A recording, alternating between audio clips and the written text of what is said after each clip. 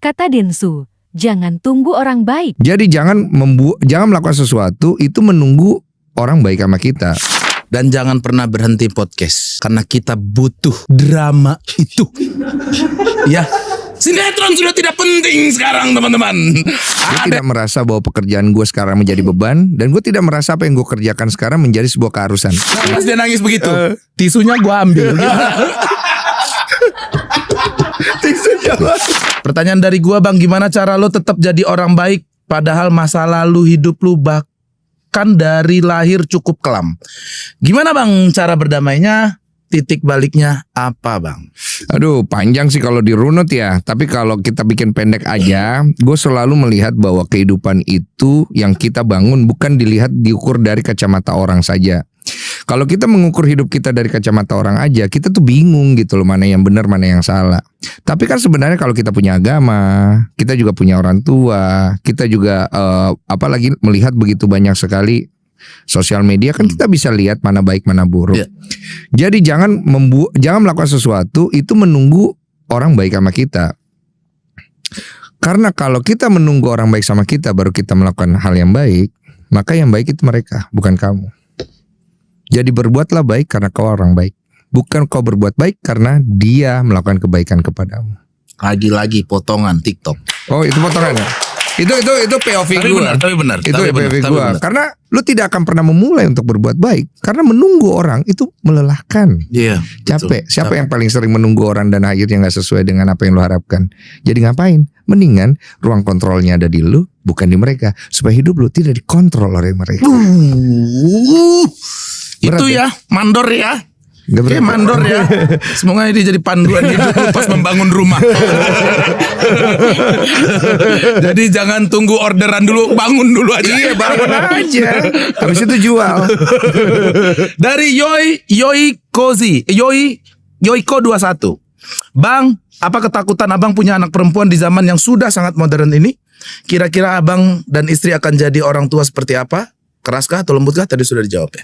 Kalau keras lembut ya tarik ulur lah. Ketakutannya deh. Ketakutannya pasti karena ini perempuan. Seorang pria akan datang 15 tahun lagi 15 tahun. ke rumah Kodensu, diajak podcast deh.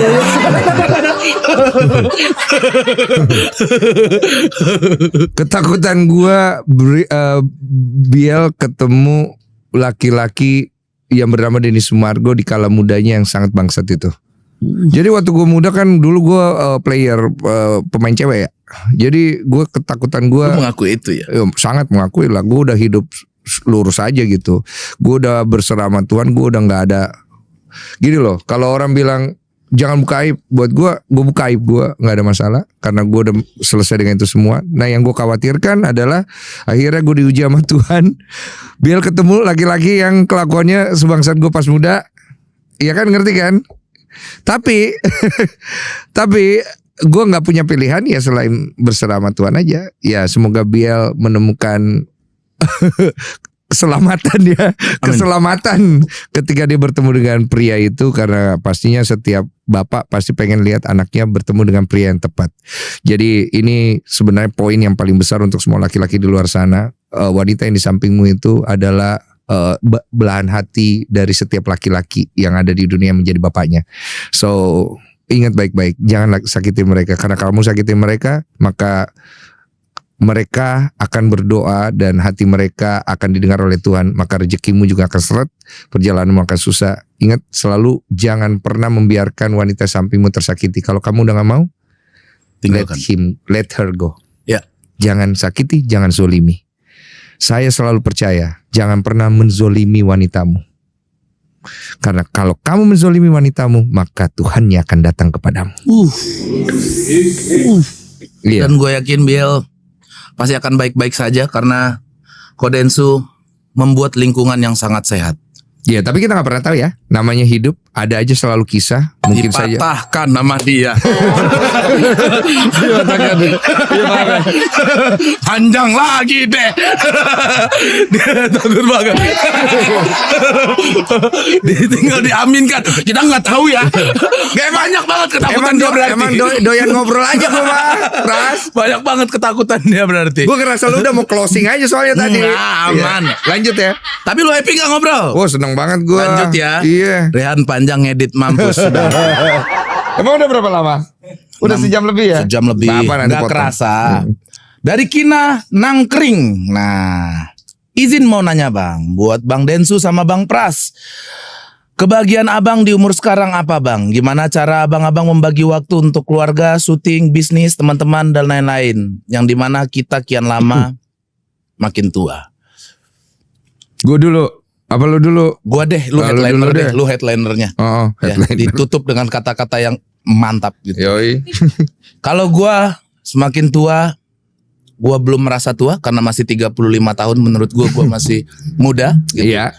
Tapi di umur 35 gua cukup diberi banyak kesibukan, alhamdulillah gitu. Dan jujur akhir-akhir ini gue susah membagi waktu Kelihatan. ya karena jerawat gue banyak banget. Iya, jerawatnya banyak. Hormonnya Hormonnya stres gue stresnya keluar banyak. semua. Ya, tapi gue happy karena banyak tim di belakang gue yang mendorong gue dan support gue. Yang Terima kasih ngejagain. banyak, teman-teman. Iya. Terima kasih banyak.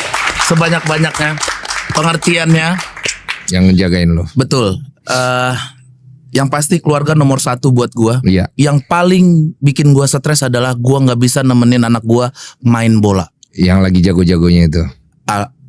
Gue lihat kok videonya lagi Amin. jago-jagonya dia. Iya. Amin. Ya, itu yang paling menurut gua sekarang susah gue bagi ketika dia main bola terus ditemenin sama yang bantu bawa mobil gua Iya. gitu. Jadi kayaknya itu lebih jadi bapak sekarang sama dia. Gitu. Ya, apalagi kalau dia turun mobil gitu yang dipanggil bukan gua duluan gitu. Om Ipan gitu. Ada emang kena juga gitu. Kena gua kena gitu. Om Ipan ayam gulai tadi enak gitu. Iya sih. Ayam gulai di mana dia makan gitu.